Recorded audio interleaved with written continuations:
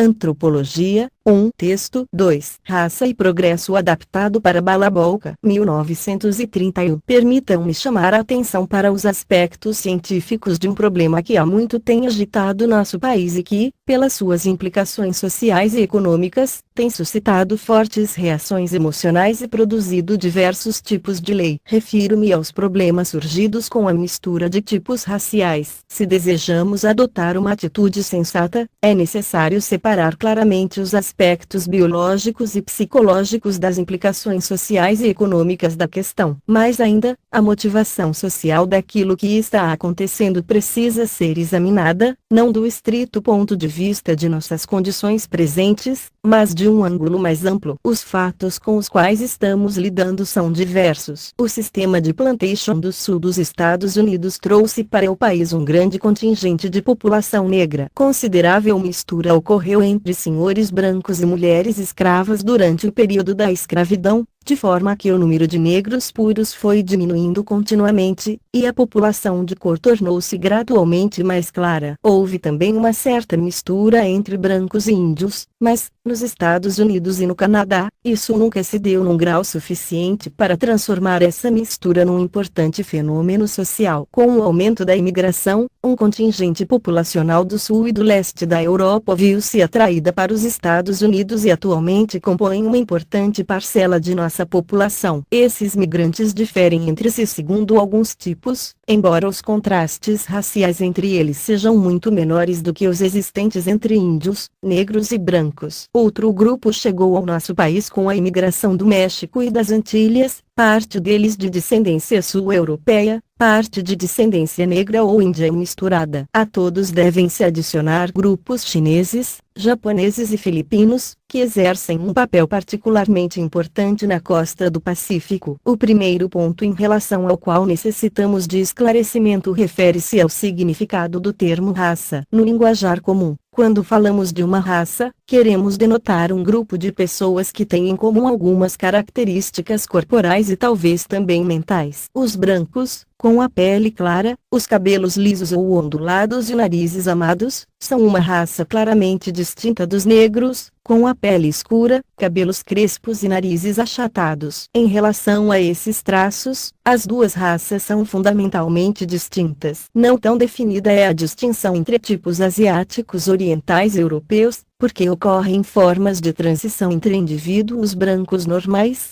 tais como rostos achatados, cabelos negros lisos e formato dos olhos parecidos com os dos tipos asiáticos orientais. Inversamente, traços de tipo europeu são encontrados entre asiáticos orientais. Em relação a negros e brancos, podemos falar de traços raciais hereditários, à medida que nos referirmos a essas características radicalmente distintas. Em relação aos brancos e asiáticos orientais, a diferença não é tão absoluta, porque podem ser encontrados alguns poucos indivíduos em cada uma dessas raças aos quais essas características raciais não se aplicam bem. Por isso não cabe falar, em sentido estrito, de traços raciais hereditários totalmente válidos. Essa condição prevalece numa extensão muito mais marcante entre as diferentes raças assim chamadas europeias. Estamos acostumados a nos referir aos escandinavos como altos, loiros e de olhos azuis, a um italiano do sul como baixo, moreno e de olhos escuros, a um boêmio como de porte médio, olhos marrons ou cinzentos, rosto largo e cabelos lisos. Estamos aptos a construir tipos ideais locais baseados em nossa experiência cotidiana, abstraídos a partir de uma combinação de formas mais frequentemente vistas numa dada localidade, e nos esquecemos de que há inúmeros indivíduos para os quais essa descrição não é verdadeira. Seria um empreendimento temerário determinar a localidade na qual a pessoa nasceu unicamente a partir de suas características corporais. Em muitos casos, podemos ser auxiliados em tal propósito por maneiras de arrumar o cabelo, maneirismos peculiares de movimentos e pela indumentária, mas esses traços não devem ser tomados de forma equivocada como essencialmente hereditários. Nas populações de várias partes da Europa encontram-se muitos indivíduos que podem também pertencer a uma parte do continente quanto a outra. Não há verdade na alegação tantas vezes formulada de que dois ingleses se assemelham mais em formas corporais entre si do que, digamos, um inglês e um alemão. Um maior número de formas pode se duplicar na área mais restrita, mas formas similares podem ser encontradas por todo o continente. Há uma sobreposição de formas corporais entre os grupos locais. Não é justificável supor que indivíduos que não se encaixem no tipo ideal local, que se constrói a partir de impressões gerais, sejam elementos estrangeiros a essa população, e que sua presença sempre se deva à mistura com tipos alienígenas. Uma característica fundamental de todas as populações é que os indivíduos diferem entre si, e um estudo mais detalhado mostra que isso é válido tanto para os animais quanto para os homens. Nesses casos, não é portanto apropriado falar de traços hereditários no tipo racial como um todo, pois muitos deles também ocorrem em outros tipos raciais. Traços raciais hereditários deveriam ser compartilhados por toda uma população, para que se pudesse realçá-los em contraposição a outras populações. O assunto é bem diferente quando os indivíduos são estudados como membros de suas próprias linhagens familiares. Hereditariedade racial implica necessariamente a existência de unidade de descendência e a existência, numa certa época, de um pequeno número de ancestrais de formas corporais definidas, dos quais a população atual descende. É praticamente impossível reconstruir essa ancestralidade pelo estudo de uma população moderna, mas muitas vezes é possível o estudo de famílias que se estendem por várias gerações. Sempre que ele foi realizado, descobrimos que as linhagens familiares representadas numa dada população diferem muito entre si. Em comunidades isoladas, nas quais as mesmas famílias casaram entre si por várias gerações, as diferenças são menores do que entre comunidades mais amplas. Podemos dizer que cada grupo racial consiste de muitas linhagens familiares que são distintas em formas corporais. Algumas dessas linhagens estão duplicadas em territórios vizinhos, e, quanto mais duplicação existe, menor é a possibilidade de falarmos de características raciais fundamentais. Essas condições são tão manifestas na Europa, que tudo o que podemos fazer é estudar a frequência de ocorrência de várias linhagens familiares por todo o continente. As diferenças entre as linhagens familiares pertencentes a cada área mais ampla são muito maiores do que as diferenças entre as populações como um todo. Embora não seja necessário considerar as grandes diferenças de tipo que ocorrem numa população como fruto da mistura de diferentes tipos, é fácil perceber que a mistura desempenhou um papel importante na história das populações modernas. Recordemos as migrações que ocorreram em tempos antigos na Europa, quando os celtas da Europa Ocidental espalharam-se pela Itália e, no sentido leste, até a Ásia Menor, quando as tribos teutônicas migraram do Mar Negro em direção oeste, para a Itália, a Espanha e mesmo para o norte da África, quando os eslavos expandiram-se na direção nordeste, sobre a Rússia, e no sentido sul, sobre a península dos Balcãs, quando os mouros ocuparam uma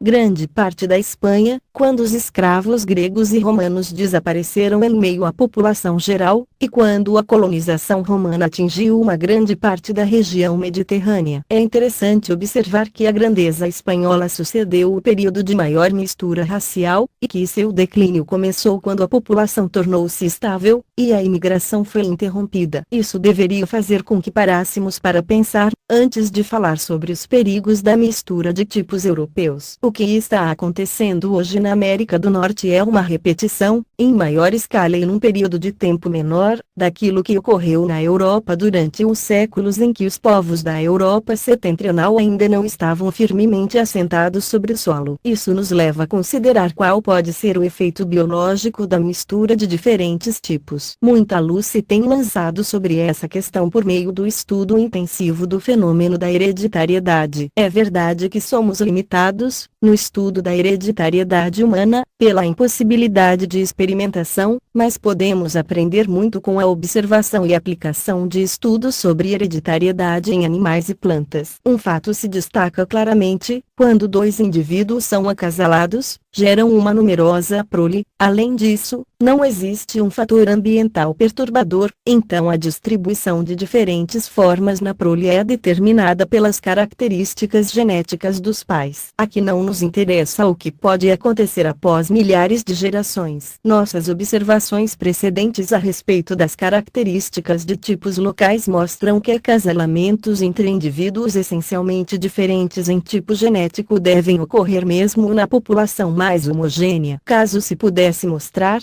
como às vezes se pretende, que a descendência de indivíduos de proporções corporais decididamente distintas pode resultar naquilo que se tem chamado de caráter desarmônico, isso deveria ocorrer com considerável frequência em toda a população, pois encontramos, digamos, indivíduos com mandíbulas e dentes grandes e outros com mandíbulas e dentes pequenos. Supondo que, na descendência mais recente, essas combinações possam resultar numa combinação de pequenas mandíbulas e dentes grandes, então teríamos uma desarmonia. Não sabemos se isso de fato ocorre, estou meramente exemplificando a linha de raciocínio. Nos acasalamentos entre vários grupos europeus essas condições não se alterariam significativamente, embora diferenças maiores entre pais pudessem ser mais frequentes do que numa população homogênea. A questão essencial a ser respondida é se temos qualquer evidência que indique que os acasalamentos entre indivíduos de descendência e tipos diferentes resultariam numa prole menos vigorosa do que a de seus ancestrais. Não tivemos nenhuma oportunidade para observar qualquer degeneração no homem que se deva claramente a essa causa. Pode-se demonstrar que a alta nobreza de todas as partes da Europa é de origem muito misturada. Populações urbanas da França, Alemanha e Itália são derivadas de todos os distintos tipos europeus. Seria difícil mostrar que qualquer degeneração que pudesse existir entre eles pode ser atribuída a um efeito maléfico do interacasalamento. A degeneração biológica é mais facilmente encontrada em pequenas regiões com intensa endogamia. Aqui novamente não se trata tanto de uma questão de tipo, mas da presença de condições patológicas nas estirpes familiares, pois sabemos de várias comunidades intensamente endogâmicas que são perfeitamente saudáveis e vigorosas. Elas são encontradas entre os esquimós e também entre muitas tribos primitivas nas quais o casamento com primos é prescrito pelo costume. Essas observações não tocam no problema do efeito sobre a forma corporal, a saúde e o vigor dos descendentes de casamentos entre raças que são biologicamente mais distintas do que os tipos europeus. Não é tão fácil fornecer evidência absolutamente conclusiva a respeito dessa questão, julgando-se meramente com base em características anatômicas e condições de saúde de populações misturadas, não parece haver razão alguma para supor resultados desfavoráveis, tanto nas primeiras quanto nas mais recentes gerações da prole. Os descendentes mestiços de europeus e índios norte-americanos são mais altos e mais férteis que os índios puro sangue. São mais altos ainda que as raças de seus pais. Os mestiços de holandeses e hotentotes do sul da África e os mestiços malaios da ilha de Kizar são de tipo intermediário entre as duas raças e não exibem qualquer traço de degeneração. As populações do Sudão, misturas de tipos negroides e mediterrâneos,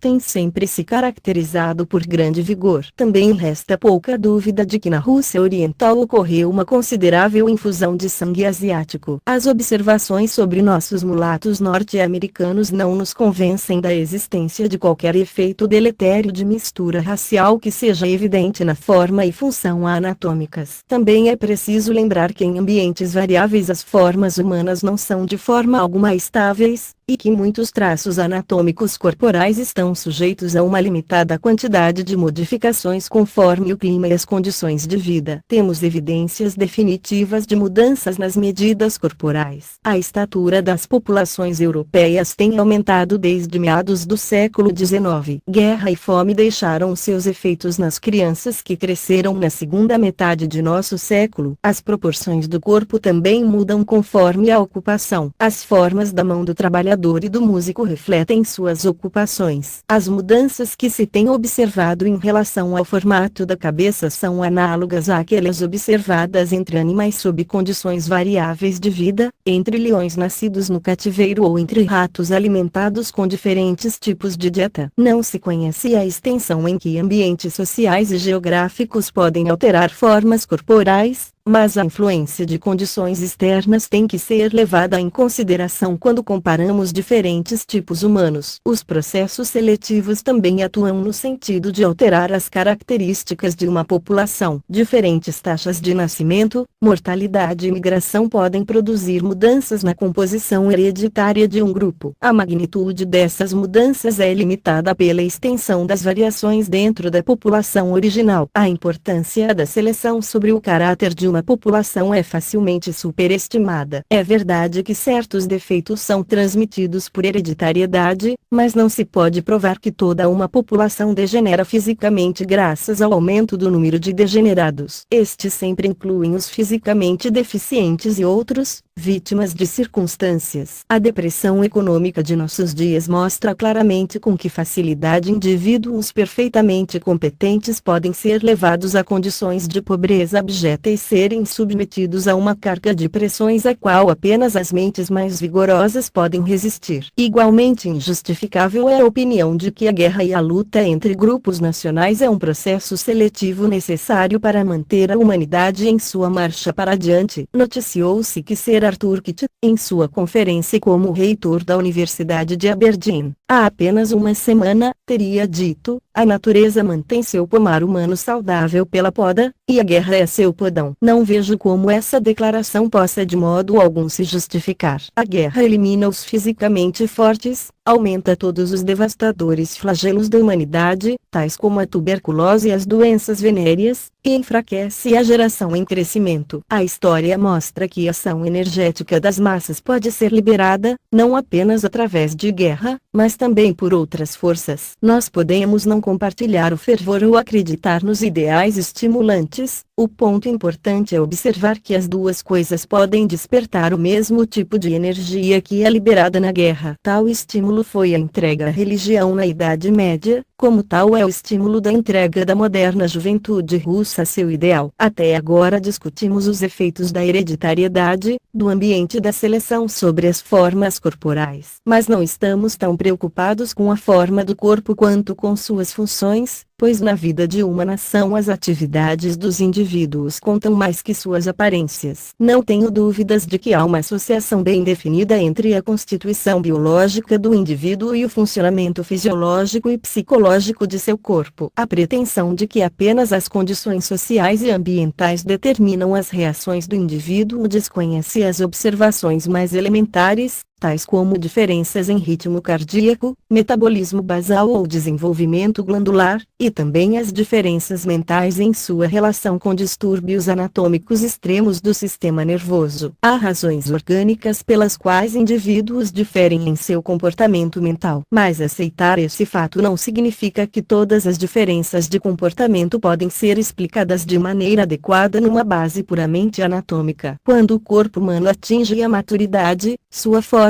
permanece razoavelmente estável, até que se manifestem as mudanças devidas produzidas pelo envelhecimento. Sob condições normais, a forma e a constituição química do corpo adulto permanecem praticamente estáveis por muitos anos. O mesmo não ocorre com as funções corporais. As condições de vida variam consideravelmente. Nosso ritmo cardíaco é diferente durante o sono e a vigília, depende do trabalho que exercemos, da altitude em que vivemos e de muitos outros fatores. Pode ocorrer, portanto, que o mesmo indivíduo apresente reações bastante diversas sob condições diferentes. O mesmo acontece com outras funções corporais. A ação de nosso aparelho digestivo depende da quantidade e da qualidade da comida que consumimos. Em resumo, as reações fisiológicas do corpo estão estreitamente ajustadas às condições de vida. Por isso, muitos indivíduos de estruturas orgânicas diferentes, quando expostos às mesmas condições ambientais, assumem o mesmo grau de reações similares. No geral, é muito mais fácil encontrar diferenças claras entre raças em relação à forma do corpo do que em relação a seu funcionamento. Não se pode pretender que o corpo funcione, em todas as raças, de modo idêntico, mas aquela espécie de sobreposição que observamos em relação à forma é ainda mais pronunciada em relação à função. É impossível dizer que, como algumas funções físicas tais como o ritmo cardíaco têm em uma determinada frequência, o indivíduo deva ser branco ou negro, pois os mesmos ritmos são encontrados em ambas as raças. Um certo metabolismo basal não indica se uma pessoa é japonesa ou branca, embora os valores médios de todos os indivíduos nas raças comparadas possam exibir diferenças. Mais ainda, a função particular é tão marcadamente modificada pelas demandas feitas ao organismo, que elas irão tornar bastante parecidas as reações dos grupos raciais que vivem sob as mesmas condições. Todo organismo é capaz de se ajustar a uma grande variedade de condições. Desse modo, as condições determinarão em grande medida o tipo de reação. Aquilo que é verdadeiro para as funções fisiológicas é também válido para as funções mentais. Há um enorme volume de literatura que lida com as características mentais das raças. Norte-europeus louros, italianos do sul, judeus, negros, indianos e chineses têm sido descritos como se suas características mentais fossem biologicamente determinadas. É verdade que cada população possui um certo caráter que se exprime em seu comportamento, de tal modo que há uma distribuição geográfica de tipos de comportamento. Ao mesmo tempo, há uma distribuição geográfica de tipos anatômicos, e, como resultado disso, descobrimos que uma população selecionada pode ser descrita como possuidora de um certo tipo anatômico e uma certa espécie de comportamento. Isso, no entanto, não justifica a reivindicação de que o tipo anatômico determina o comportamento. Um grande erro é cometido quando nos permitimos fazer essa inferência. Primeiro, seria preciso provar que a correlação entre formas corporais e comportamento é absoluta, que é válida não apenas para o local selecionado, mas para toda a população do mesmo tipo, e, inversamente, o mesmo comportamento não ocorre quando os tipos de compleição corporal diferem. Em segundo lugar, deveria ser demonstrada a existência de uma íntima relação entre os dois fenômenos. Posso ilustrar esse ponto com um exemplo tomado de uma área inteiramente diferente. Um determinado país tem um clima específico e uma formação geológica particular. No mesmo país encontra-se uma determinada flora. No entanto, o caráter do solo e do clima não explicam a composição da flora, exceto à medida que ela depende desses dois fatores. Sua composição depende da evolução histórica das formas vegetais em todo o mundo. O simples fato de haver uma distribuição coincidente não prova uma relação genética entre os dois conjuntos de observações. Os negros na África têm membros longos e um certo tipo de comportamento mental. Não se deduz daí que os membros longos sejam de algum modo a causa de seu comportamento mental. Nesse tipo de argumentação, o próprio ponto a ser provado já é pressuposto. Uma solução científica para esse problema exige uma linha diferente de abordagem. As atividades mentais são funções do organismo. Temos visto que funções fisiológicas do mesmo organismo podem variar enormemente sob condições variáveis. Será diferente no caso das reações mentais? Embora o estudo de cretinos e gênios mostre a existência de diferenças biológicas que limitam o tipo de comportamento individual, isso pesa pouco sobre os conjuntos que constituem uma população, nas quais há grande variedade de estrutura corporal. Vimos que as mesmas funções fisiológicas ocorrem em diferentes raças com frequência variável, mas que entre elas não se podem estabelecer diferenças essenciais qualitativas. É preciso perguntar se as mesmas condições prevalecem na vida mental. Se fosse possível sujeitar duas populações de diferentes tipos às mesmas condições externas, não seria difícil dar uma resposta. O obstáculo em nosso caminho repousa na impossibilidade de se estabelecer uma igualdade de condições. Investigadores diferem fundamentalmente em suas opiniões com respeito àquilo que constitui a igualdade de condições. Nossa atenção precisa, portanto, se dirigir para essa questão. Muito se teria a ganhar se pudéssemos mostrar como pessoas com exatamente a mesma composição biológica reagem em diferentes tipos de ambiente. Parece-me que os dados históricos autorizam que se formule uma suposição bastante fundamentada em favor de mudanças substanciais do comportamento mental entre pessoas que têm a mesma composição genética. O inglês livre e tranquilo do período elisabetano contrasta violentamente com o vitoriano pudico. Os vikings e os modernos noruegueses não nos parecem os mesmos. O severo romano republicano e seu descendente dissoluto da era imperial apresentam contrastes surpreendentes. Mas precisamos de evidências mais tangíveis. Pelo menos no que diz respeito a reações inteligentes diante de problemas simples da vida cotidiana,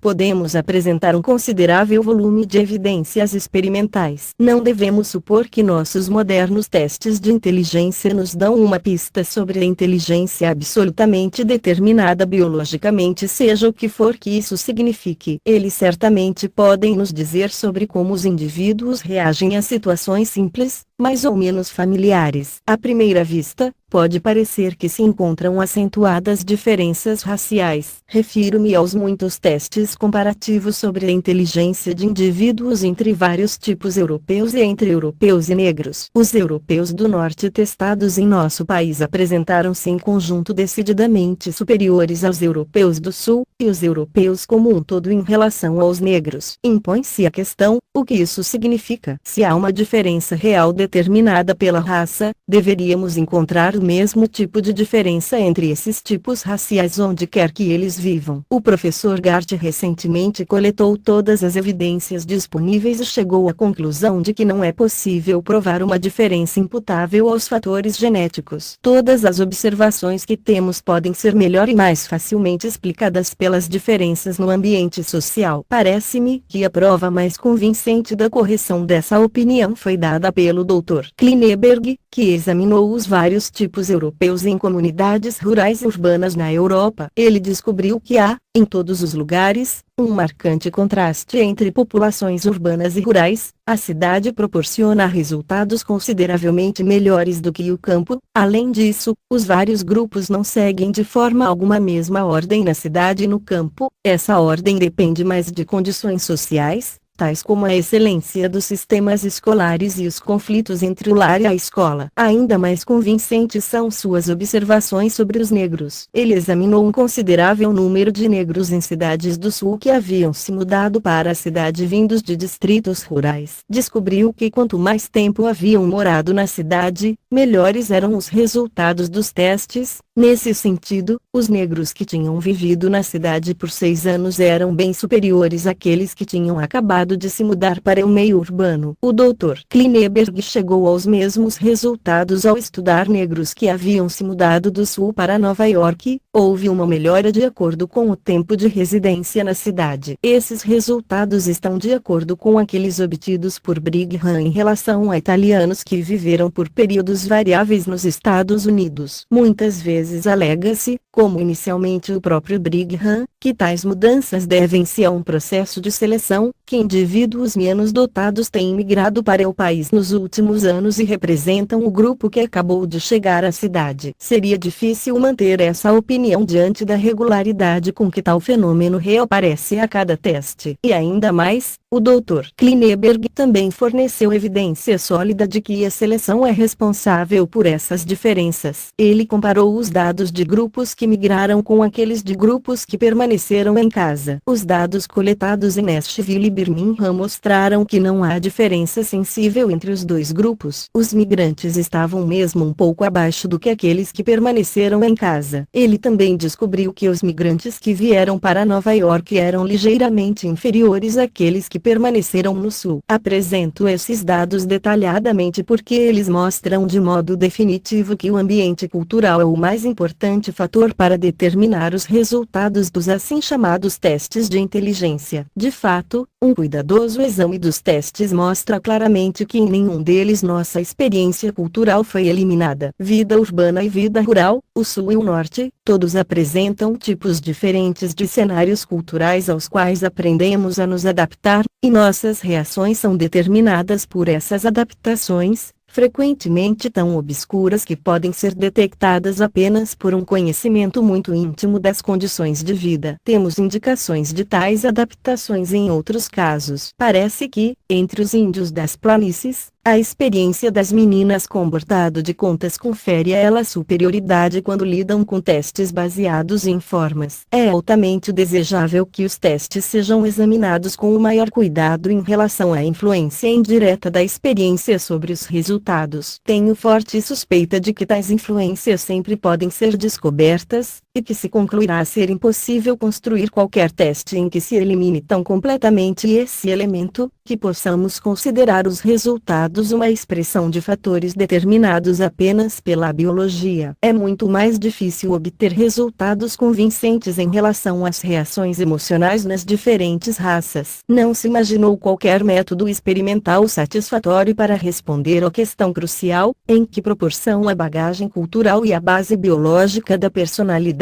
são responsáveis pelas diferenças observadas. Não há dúvida de que indivíduos diferem a esse respeito graças à sua constituição biológica. Mas é muito questionável se o mesmo pode ser dito das raças, pois em todas elas encontramos uma ampla variedade de diferentes tipos de personalidade. Tudo o que podemos afirmar com certeza é que o fator cultural é da maior importância e poderia bem ser responsável por todas as diferenças observadas, embora isso não exclua a possibilidade de existirem diferenças biologicamente determinadas. A variedade de respostas de grupos da mesma raça, porém culturalmente diferentes, é tão grande, que provavelmente qualquer diferença biológica existente tem importância menor. Posso dar apenas alguns poucos exemplos. Os índios norte-americanos têm a reputação de serem estoicos, prontos a enfrentar dor e tortura sem murmurar. Isso é correto em todos os casos nos quais a cultura exige repressão da emoção. Os mesmos índios, quando doentes, entregam-se a uma desesperançada depressão. Entre tribos indígenas estreitamente relacionadas, algumas são dadas a orgias estáticas, enquanto outras apreciam uma vida que flui por suaves caminhos convencionais. O caçador de búfalos tem uma personalidade inteiramente diferente da do índio pobre que depende de ajuda governamental, ou daquele que vive da renda da terra alugada por seus vizinhos brancos. Assistentes sociais estão familiarizados com a sutil influência das relações pessoais que diferenciam as características dos membros de uma mesma família. A evidência etnológica toda fala em favor da suposição de que os traços raciais hereditários não são importantes quando comparados às condições culturais. Na realidade, os estudos etnológicos não se preocupam com a raça como um fator na forma cultural. Desde Whites, passando por Spencer, Taylor e Bastian, até nossos dias, os etnólogos não têm dado séria atenção à raça, pois eles encontram as formas culturais distribuídas independentemente dela. Acredito que o estado atual de nosso conhecimento nos autoriza a dizer que, embora os indivíduos difiram, as diferenças biológicas entre as raças são pequenas. Não há razão para acreditar que uma raça seja naturalmente mais inteligente, dotada de grande força de vontade, ou emocionalmente mais estável do que outra, e que essa diferença iria influenciar significativamente sua cultura. Também não há razão para acreditar que as diferenças entre as raças são tão grandes, que os descendentes de casamentos mistos devem ser inferiores a seus pais. Biologicamente não há razão para se opor à endogenia em grupos saudáveis, nem à mistura das principais raças. Tenho considerado até aqui apenas o lado biológico do problema. Na vida real, devemos considerar os cenários sociais, pois eles têm uma existência muito concreta, não importando quão errôneas sejam as opiniões sobre as quais estejam fundados. O antagonismo racial é entre nós um fato, e devíamos tentar compreender seu significado psicológico. Para esse propósito, cumpre considerar o comportamento, não apenas do homem, como também dos animais. Muitos animais vivem em sociedades. Pode ser um cardume de peixes ao qual qualquer indivíduo da mesma espécie possa se juntar, ou um enxame de mosquitos. Não há laço social aparente nesses grupos, mas há outros grupos que podemos chamar de sociedades fechadas, que não permitem a nenhum indivíduo de fora juntar-se ao grupo. Matilhas de cães e bandos bem organizados de grandes mamíferos,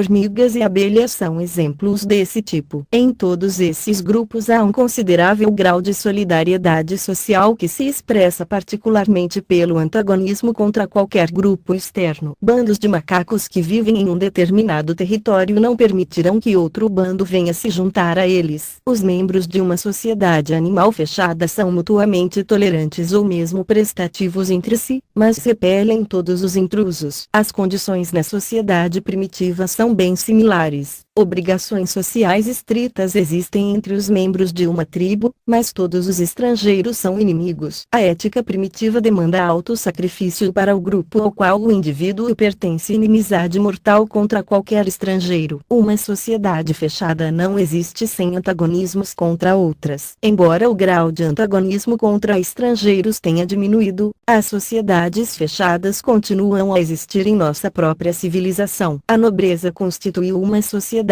fechada até tempos bem recentes. Patrícios e plebeus em Roma, gregos e bárbaros, as gangues de nossas ruas, maometanos infiéis e nossas modernas nações são, nesse sentido, sociedades fechadas que não podem existir sem antagonismos. Os princípios que mantêm as sociedades unidas variam enormemente, mas a todas elas são comuns as obrigações sociais dentro do grupo e o antagonismo contra outros grupos paralelos. Consciência racial e antipatia racial diferem num aspecto dos grupos sociais aqui enumerados. Enquanto em todas as outras sociedades humanas não há uma característica externa que ajude a definir o pertencimento de um indivíduo a seu grupo, aqui, o que indica é sua própria aparência. Se, como uma vez ocorreu, predominasse a crença de que todos os indivíduos ruivos têm um caráter indesejável, eles seriam prontamente segregados e nenhum indivíduo ruivo poderia escapar de sua classe, independentemente das características pessoais que pudesse ter. O negro, o asiático oriental ou o malaio que possam ser prontamente reconhecidos por sua compleição corporal são automaticamente incluídos em sua classe, e nenhum deles pode escapar de ser excluído de um grupo estrangeiro fechado. O mesmo acontece quando um grupo é caracterizado por um traje circunstancialmente imposto, quer por escolha, quer porque um grupo dominante lhes tenha prescrito um símbolo que os distinga, como a vestimenta dos judeus na Idade Média, ou as listras do condenado, de modo que cada indivíduo, não importa qual o seu caráter, é imediatamente identificado a seu grupo e tratado como tal. Se a antipatia racial fosse baseada em traços humanos inatos, isso se expressaria em aversão sexual interracial. A mistura livre de donos de escravos com suas escravas, a notável diminuição resultante do número de negros puro sangue, o progressivo desenvolvimento de uma população de sangue meio índio e a facilidade de casamento com índios quando se podiam obter assim vantagens econômicas mostram claramente que não há fundamentos biológicos para o sentimento racial. Não há dúvida de que o estranhamento em relação a um tipo racial alienígena exerce um papel importante, pois o ideal de beleza do branco que cresce numa sociedade puramente branca é diferente do de um negro. Mais uma vez isso é análogo ao sentimento de distanciamento entre grupos que se caracterizam por roupas diferentes, modos diferentes de expressar emoções ou por um ideal de força corporal contrário a um ideal de formas refinadas. O estudioso das relações raciais deve responder a seguinte questão: em sociedades nas quais diferentes tipos raciais formam um grupo socialmente homogêneo, desenvolve-se ou não uma marcada consciência racial? Essa pergunta não pode ser respondida categoricamente, embora as condições interraciais no Brasil e o desdém pela filiação racial entre maometanos infiéis mostre que a consciência racial pode ser bastante insignificante. Quando as divisões sociais seguem fronteiras raciais, como acontece entre nós, o grau de diferença entre formas raciais é um elemento importante para o estabelecimento de grupos raciais e para a criação de conflitos entre raças. A relação efetiva não é diferente daquela que surge nos casos em que se desenvolvem clivagens sociais, em épocas de intenso sentimento religioso, conflitos sectários, em tempos de guerra, os conflitos entre nações seguem o mesmo curso. O indivíduo é fundido com seu grupo,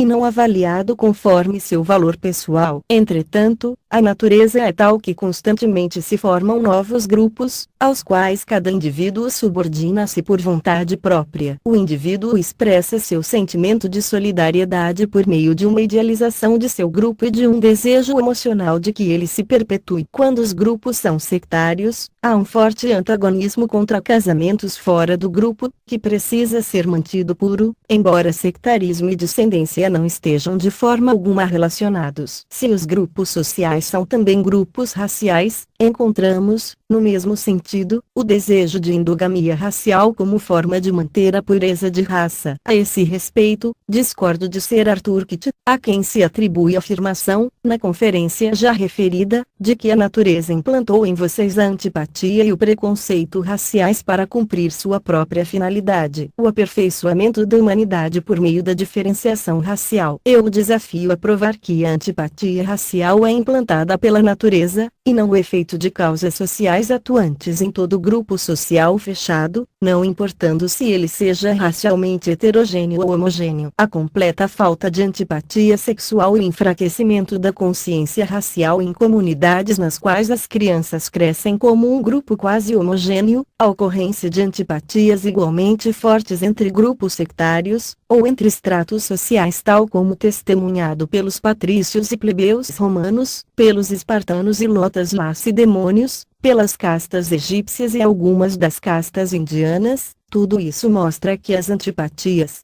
são fenômenos sociais. Caso se deseje, podem-se chamá-las implantadas pela natureza, mas apenas à medida que o homem for um ser vivendo em grupos sociais fechados, deixando totalmente indeterminado que grupos sociais eles podem ser. Não importa quão fraco o argumento em favor da pureza racial possa ser, nós compreendemos seu apelo social em nossa sociedade. Embora as razões biológicas aduzidas possam não ser relevantes, a estratificação da sociedade em grupos sociais de caráter racial irá sempre levar à discriminação de raça. Tal como em todos os outros agrupamentos humanos bem marcados, o indivíduo não é julgado como um indivíduo, mas como um membro de sua classe. Podemos ter uma razoável certeza de que, onde quer que os membros de diferentes raças formem um único grupo social com laços fortes, os preconceitos e antagonismos raciais irão perder sua importância. Eles podem mesmo vir a desaparecer inteiramente. Enquanto insistirmos numa estratificação segundo camadas raciais, devemos pagar um preço alto na forma de luta interracial. Será melhor para nós continuar como estamos, ou devemos tentar reconhecer as condições que levam aos antagonismos fundamentais que nos atormentam?